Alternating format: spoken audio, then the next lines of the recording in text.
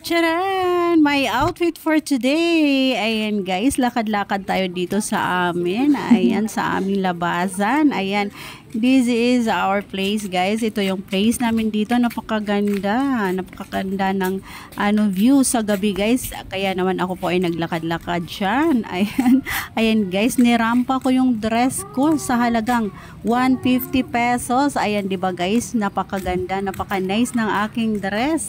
O diba, pack na pack. Ayan, harap tayo. Ayan guys. Ayan, I really love modeling guys. I love fashion. Ayan, that is my fashion guys. O diba, ang irampa ko yung aking mga kasuotan.